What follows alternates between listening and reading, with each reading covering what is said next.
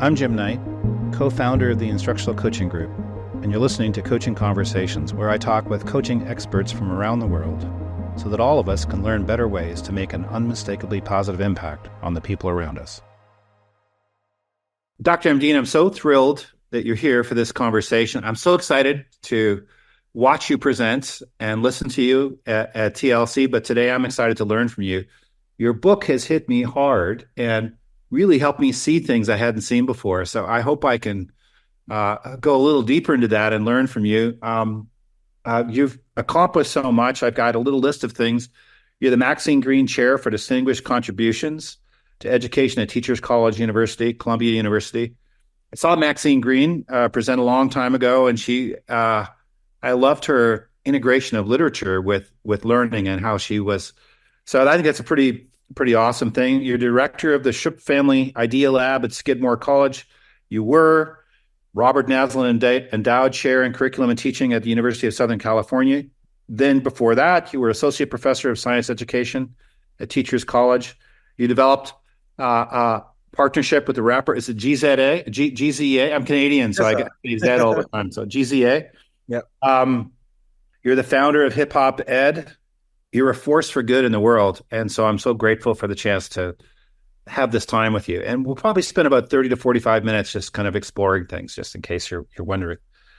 On your book cover, I said this here earlier on, but on your book cover, you described as the Jonathan Kozol with swag, but I think you're actually Paulo Freire with swag. So that's the way I see you in my mind. As I was reading this, I was feeling the idea of overcoming dehumanization of other people and seeing the full human being, the dignity of the other person, and the power of conversations that open things up rather than shut them down. So I was so inspired by your book, and I'm excited to talk with you today. Would you be so kind as to share some of your story? How have your experiences influenced the ideas that are written up in Ratchetness and in your other books? Yeah, Jim, first, thank you for that amazing way to describe me. Paulo Freire is one of my heroes. I've read everything he's ever written and just inhaled it all. And it's deeply influential in my work. And, my story is really, really simple. I come to this work in education trying to do work to shape the experiences of young people who were like me. I grew up in New York City, went to a really amazing high school, amazing public high school, Brooklyn Tech. And in that school and in sort of general spaces, always felt like I wasn't fully welcomed into the space unless I was willing to take on an identity or to perform an identity that was different from what I felt I authentically was. And while I couldn't make meaning of what that dehumanization was and what that sort of like unpacking of your true self and putting on of somebody else's identity was, I didn't have words to describe it when I was a kid. I just knew it didn't feel good. Mm-hmm. And I knew that it didn't make me want to learn. It didn't make me want to connect academically. And it made me view schools as a space where it was great for social engagement. It was great to be around other young people, but it wasn't a place where I went to go and learn how to be a better human or learn content or have a passion in my soul for science and math come alive. And I have that passion for those subjects today. And so my work is about transforming the experiences of young people who did not feel or have the opportunity to come alive in schools by ensuring that their full selves are welcome. And then it's about training teachers to understand the ways that pedagogy is power, and good pedagogy is the opportunity to be able to transform lives. That teaching is about shaping those who will one day inherit the earth. And there's an immense responsibility that comes with that. And so there's a different way to teaching beyond scripts and formulas and lesson plans or the ways it's been done that we have to engage in. And so my story is, I just want to do good work for young folks who remind me of me. Mm-hmm. And I want to, and because I believe so much in the power of the art and craft of teaching, and because classrooms make my soul come alive, I want teachers to be able to have that same passion. I want young folks to be able to feel that same truth. And I want schools to be able to be a place where young folks feel fully actualized. And that's what brings me to the work. So in the book, there's a section where you see these six boys being taken to the principal's office, and you try to unpack what's happening with those kids. And one of the kids, I want to read the quote. One of the students turns to you and says, "The teachers don't like us because we ratchet." And so I know that ratchet is a rich and nuanced concept. And I even looked it up on ChatGPT to try to get a rich understanding of it. So, which I'd be happy to What you get on ChatGPT? I'm curious. Well, let me tell you, I always say ChatGPT is like a friend of yours who has a lot of good ideas, but's drunk half the time. So,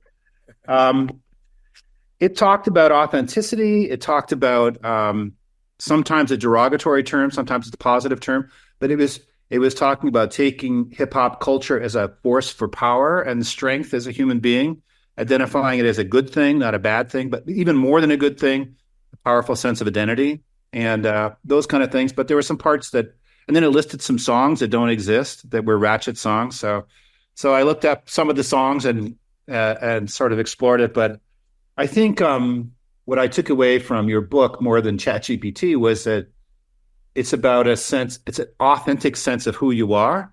Absolutely. That's manifested in opposition to oppression. That's how Absolutely. It's some of the things I'm doing are fighting back against oppressive forces that I might experience. But I'm curious how you would describe it. I think you're spot on. I think a ratchet identity, it's just the word that helps us to be able to capture the color of a population that's been positioned as only existing in black and white. Mm-hmm. It's a way of offering nuance to folks who say, I am going to find some method to express my true artistic, cultural, and brilliant self in a world that gives me no language to do that. Mm-hmm. And so, a ratchet person says, if the conditions of the situation I'm in say that I'm only to present myself in a certain way, I'm going to be deliberate about showcasing more of who I am. Mm-hmm. And not only am I going to showcase more of who I am, I'm going to be unapologetic about doing so. Mm-hmm. And I find that historically marginalized populations, when they have no forms of agency within traditional institutions, will find these forms of identity expression in any opportunity they have to be able to sort of sneak through the cracks. There's a Leonard Cohen quote that I love. It says, everything has cracks in it. That's where the light gets in. Mm-hmm. And I think that ratchetness are the cracks in the frames of existence that allow the light to sort of shine through the beauty and the magic of an individual. And the thing about ratchetness or ratchet identity, and I write about this in Ratchetdemic, is that it's oftentimes perceived as not academic, or it's perceived as not having any actual true value in society.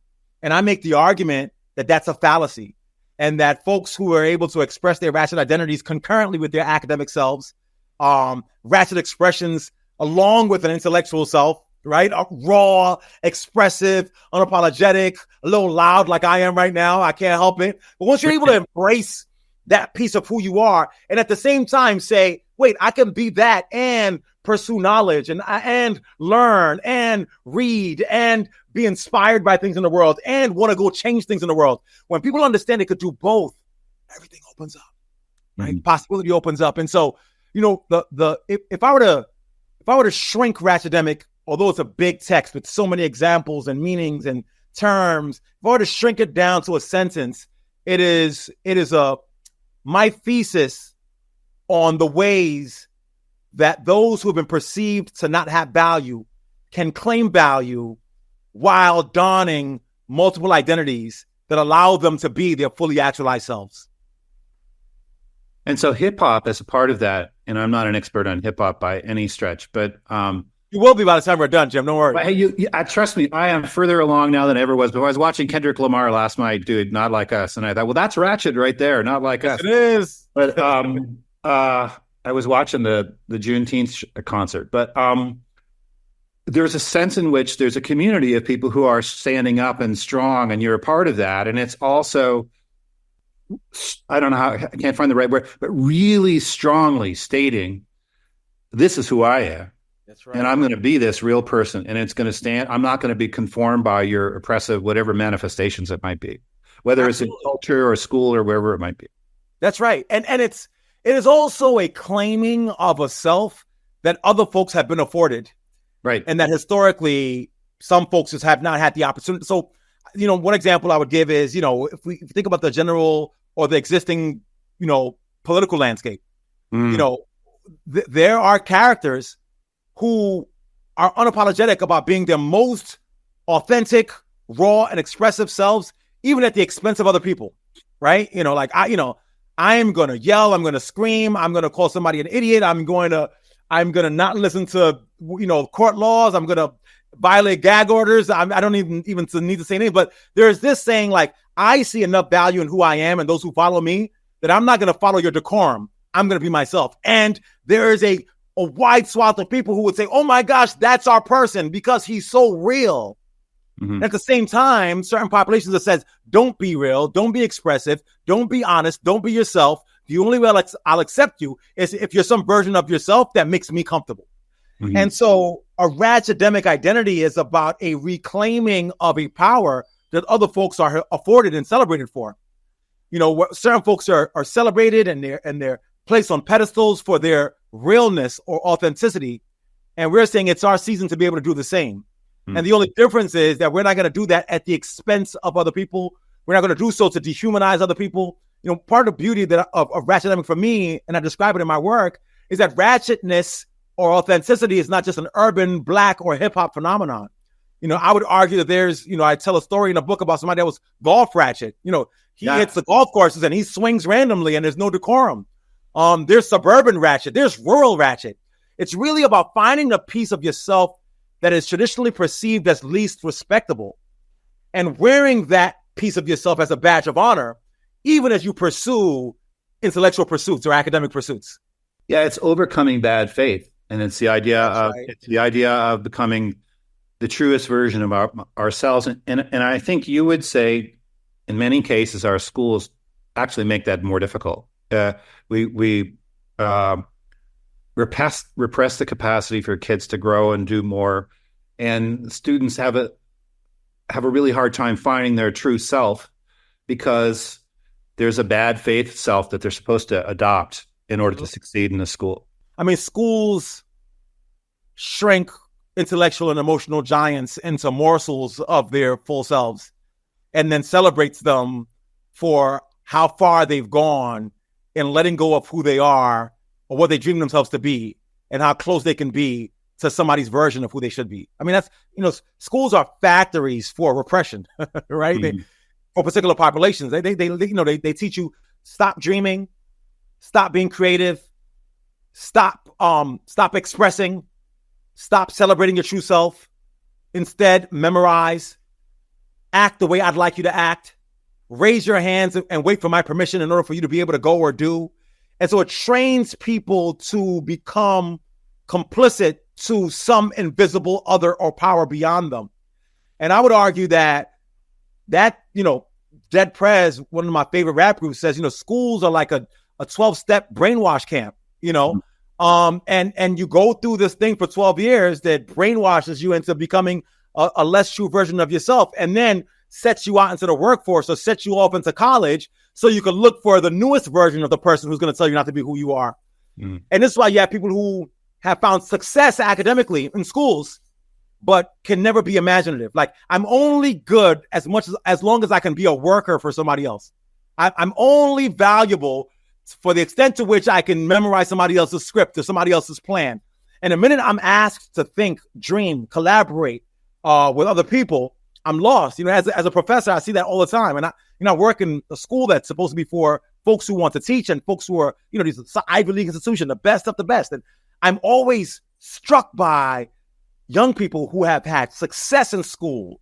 I took AP classes. I was a valedictorian. I got a 3.8 GPA, and I say, what do you think about XYZ?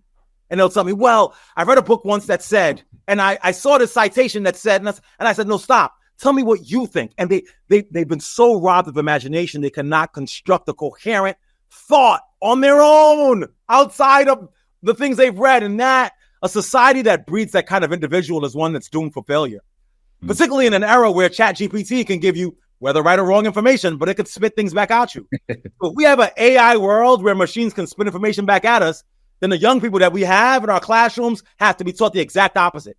Rather than taught to be able to spit things out, they have to be taught how to question. Rather than just give empty information, they have to be taught to imagine.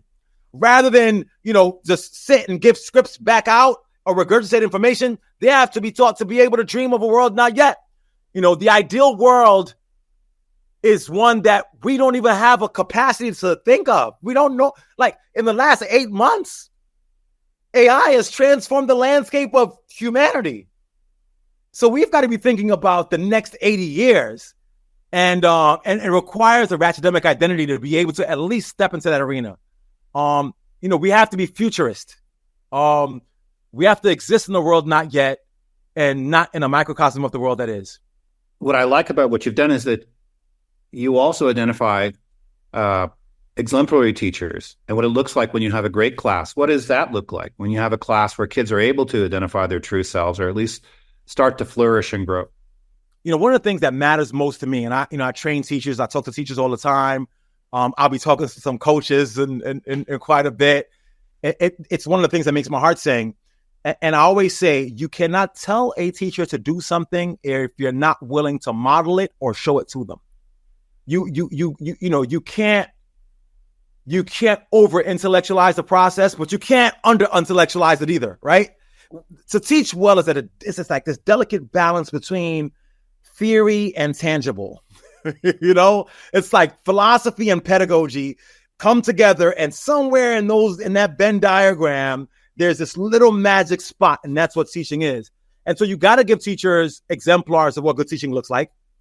You've got to be able to model for them what you'd like to get done. Whenever I give a keynote speech or whenever I deliver a lecture to an audience or whenever I teach a class, I always say to people, listen to what I'm saying, watch my slides, but please also watch me.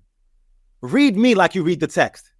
The way I'm offering information to you, the way I'm delivering the information to you, the way that the way that my speech is coming from the depths of my belly is the ways that I want you to engage with young people. The way I talk with my hands are part of good teaching is a performance art. You must talk with your hands. Your eyebrows are your co-teacher. Your body is brought into the classroom with you. I want teachers to understand, like, the beauty of our craft is that we like, all of us is part of teaching. You know what I mean, Jim? I know you feel me, Jim. Like, when I walk into a classroom, I go into it recognizing that students are reading the hat I'm wearing and why I wear it and how it's cocked. He wears glasses.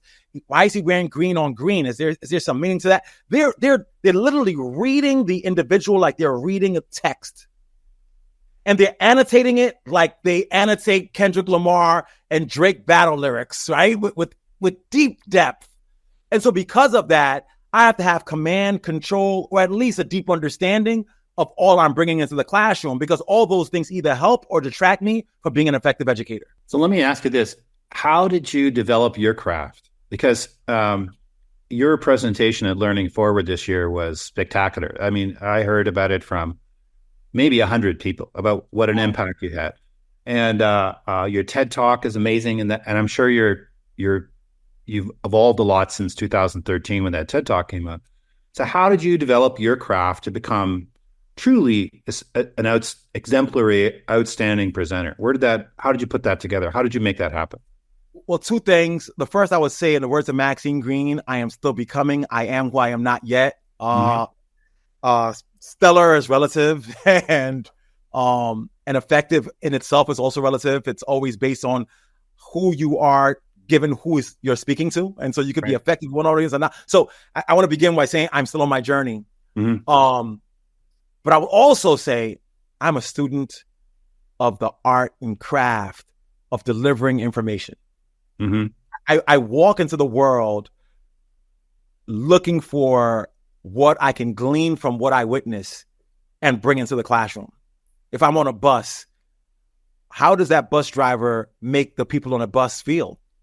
Did that person greet them? Did he not? How they react to the non-greeting? Did the head nod matter? If I'm in a taxi cab, how did I feel when I got in this taxi? Is there something this person did that make me feel discomfort or uncomfortable? When I go to a rap show, I watch the Kendrick Lamar Juneteenth show as well. And I watch that through the lens of what can I glean from this experience? Because listen, there's one person on stage and tens of thousands, and they're all mouthing the lyrics and they're responding to what he's saying. And I'm like, oh my gosh, could you imagine if a teacher had that same skill set? What would that mean for math learning? And so I go into the world studying every encounter through the lens of what wisdom I can glean from it to bring into teaching and learning. And, Jim, I'll say this on the podcast. I'm obsessed with the art and craft of teaching. The traditions I come from, as a Black man in America, I understand the power of these amazing orators, Martin Luther King and Malcolm X and Ida B. Wells and part of our history is in being able to communicate our love, our pain, our frustration, and our search for justice to audiences to make them feel something and want to go learn and do on their own. And so, I studied the craft, and I view it as a craft. I'll say one more thing about this. My favorite basketball player of all time is Kobe Bryant. And towards the end of his career, he couldn't jump as high as he used to when he was 19. And, he didn't have the kind of dexterity he always had. And so he said, what I'm going to do is I'm going to study all the game tape possible. And so he watched more games than any other basketball player ever because he studied the craft. And when you study the craft that deeply, what you lack in one arena, you can make up for in another, right? And so I just want to accumulate as much knowledge about the craft as possible. One, so I can be better at my craft, but two, so I can share with as many people as possible so that then they can then share that with young people, and then young people can go and change the world. Ultimately, for me, it's always, I'm doing this work for those who will one day inherit the earth. I'm doing this work for those who will one day inherit the earth. If I perfect my craft, if I get close to perfecting my craft, if I learn about this craft enough to give to other teachers, then I can change the landscape of the world. There'll be moments where I'm no longer here, where you're no longer here, Jim, and yet our legacies as pedagogues, as trainers of teachers, or as teachers ourselves will carry on beyond us. We will live in the earth after we're present. When you understand that kind of power, bro, you just gotta study your craft, man, and get better at it and write about it and think about it and do it. And so that's where I am. If I was going to characterize in one word what I'm experiencing listening to you, is that there's not one word, but it's respect, it's love, even though you must feel a lot of anger as you watch what's happening. It comes through in a loving, respectful way. And that's a powerful thing, because I don't think people hear it. When they hear love, they can open themselves up to it. When they feel attacked, they become defensive and they don't hear the message. And so somehow you've been able to, in my experience, you're communicating in your presentation, but you're communicating a deep level of respect, even though you feel people really need to act and change and do things differently quickly. If you don't love people, you don't hold them up to high expectations. High expectations and love are tethered together. I think I shared this in a talk I gave a while back. And I love teaching. I love teachers so much.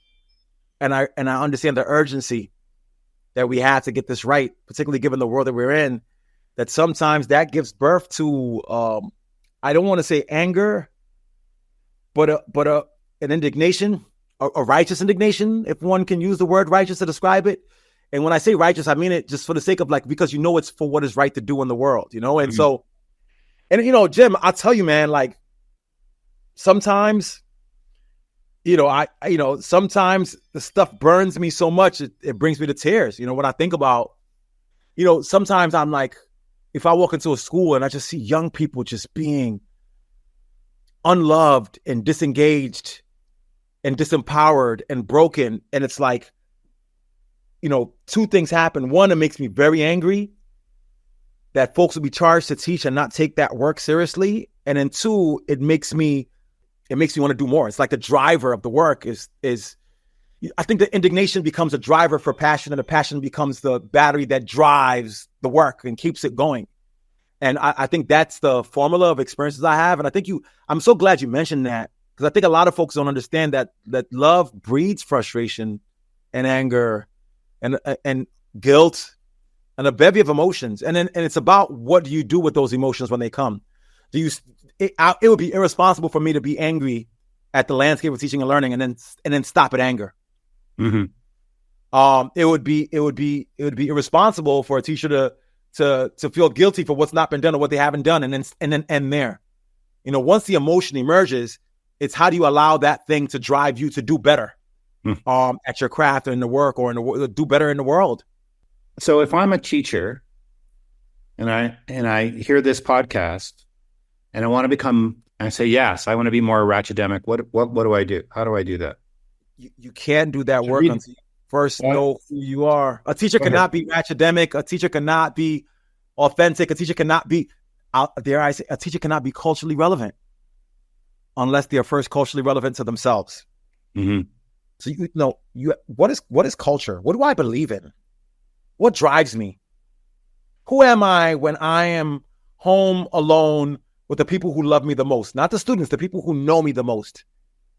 What would the person who loves being around me say about me or describe me? What makes my soul happy? What's my favorite thing to do? What's my mechanism for finding peace when the world feels broken?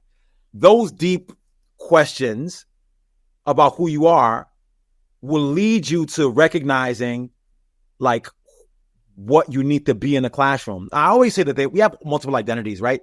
We all have our role identities. Like Jim is showing up now as, podcast Jim, right? You're going to ask Chris questions. You're going to have things to say. You're going to fight your urge and instinct to say them because I just want to get Chris to talk, right? And that's who you are in this role. You might be your teacher Jim might be very different and wants to give a lot of information.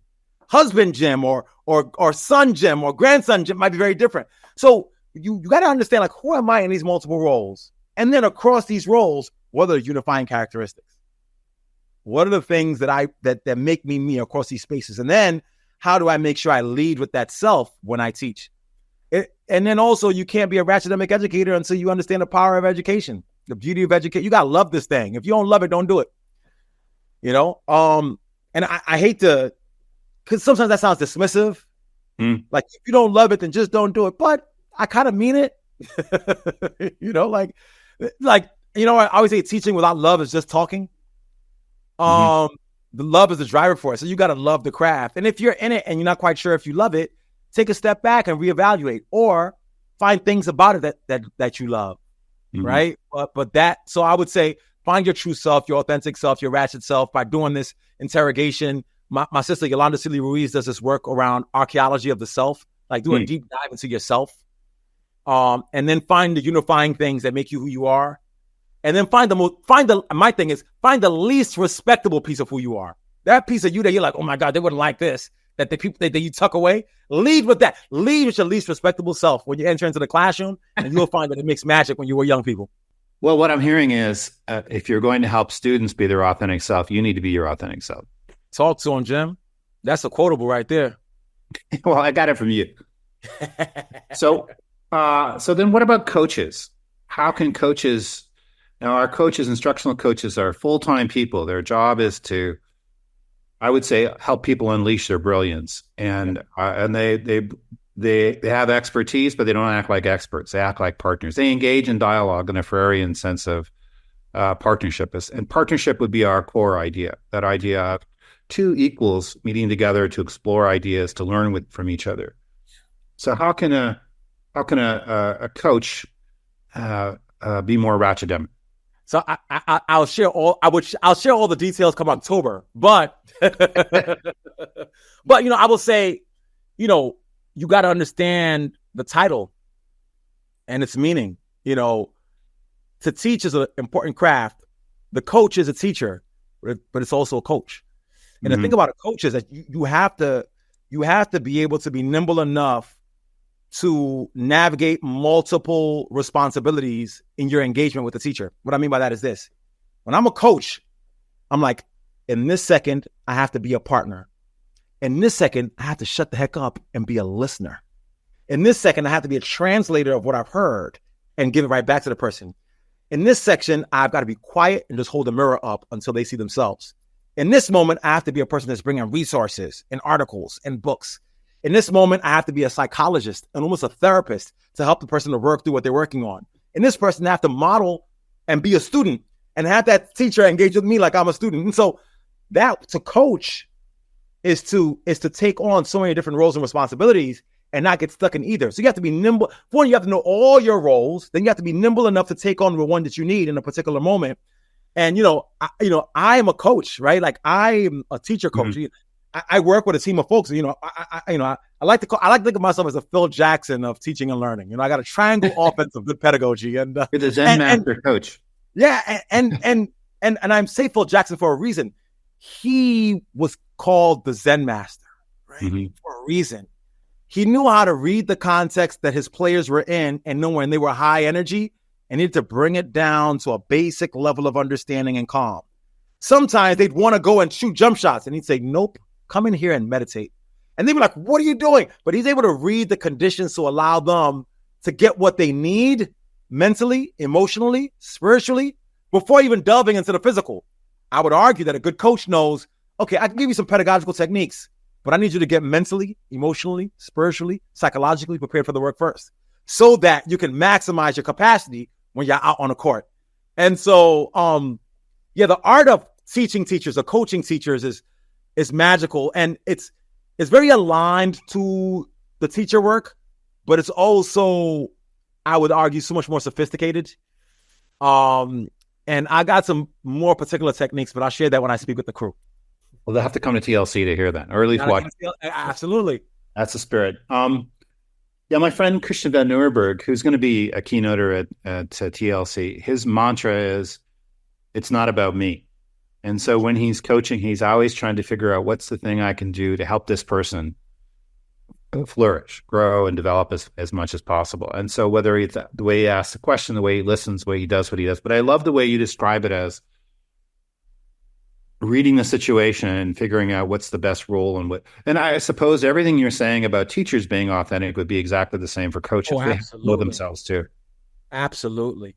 Though that's a baseline thing, right? So I always say any youth facing individual in a school building, right? I don't care if you're teaching, you're the principal, or you're the bus driver, or you're working the lunchroom. Any youth facing person needs to know who they are before they can engage with young people. And there's strategies that folks have to develop. There are particular ones for those who teach. There are particular ones for those who lead. There's more sophisticated ones for those who are in the middle, which are those who coach. But everybody has to have that baseline understanding first.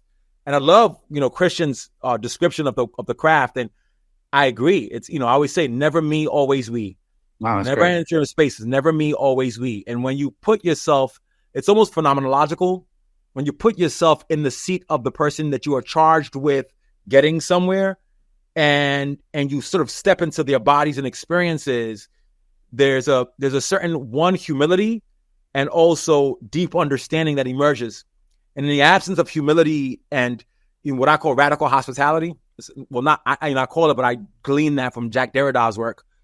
But with that radical hospitality, a lens for getting insight into reality is awakened.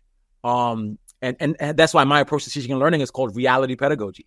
Because what you want to be able to do is gain and glean insight into the realities of the person that you're charged to coach. Well, then to do that, it comes back to what you've been saying, but the better you understand yourself, the better you're able to say to the other person, well, this too is in me. And a part of that is to look at the shadow side. Part of that is to look at the pain and the suffering, not the joy. And if you can really see into yourself, it's kind of a bottomless pit. I mean, there's more you can learn all the time, but the more you can see yourself, the more you can see the other person. That's right. And I think humility makes a lot of sense as a way of that happening, but that I can say, oh, this too is in me. I can understand you because I can see it in me. I think that's a really powerful insight. Yes, Jim. And to be deeply reflective. I think whenever a situation emerges, to give yourself the space and time to think about what was happening and to be metacognitive and think about what you were thinking. One of my favorite scholars and thinkers and battle rappers is Loaded Lux. And Loaded Lux will tell me, the more you rewind, you find there's more to find. It's a bottomless pit, yes, but every time you go back and reflect, you glean more insight. So the more you rewind, you'll find there's more to find, always. And that's got to be a piece of your practice. Absolutely. So if there was one thing you want people to take away from today, one message you want people to hear, what would that message be? I will say this, if it's one thing, I would just say to remind ourselves, because I'm hoping and I'm thinking that those who are listening to this are those who are in education or those who teach or those who coach. I would just say remind yourself as often as possible of the incredible gift you've been given to be working in the field of education. The incredible responsibility that you have because what you do impacts young people. Remember always that you work with those who will one day inherit the earth. And if you think about your work as legacy building, then that will be your guiding light and you'll always do it right. I love it. Well, Dr. Emdin, I'm so grateful for this conversation. You are a gift. I'm so. Oh, my brother, thank you. You're a gift as well. Outside of this, I'm hoping that let's remain connected and remain friends. And, I always love meeting people who you can tell have the same passion for the craft that you do, because then we can learn from each other. I'm so grateful for you. So excited to hear you at TLC and grateful for just the good work you're doing. It's palpable, and your passion and love, it's just inspiring. So thank you so much. Brother Jim, thank you, man. And thank you for reading the work also. Sometimes folks wouldn't have read the work, and it means a lot to me that you've taken time out of your schedule to read stuff that I've written. It's incredibly humbling. So thank you. Hey, let me just say something about that if people are listening, which is I think they should do the audiobook. I don't know how you feel about this, but I loved listening to the audiobook. I thought it was because your voice comes through so strongly, your passion's there. I thought the audiobook was awesome. So yeah, man, thank you. I wrote, my first big book was for white folks who teach in the hood and the rest of y'all too.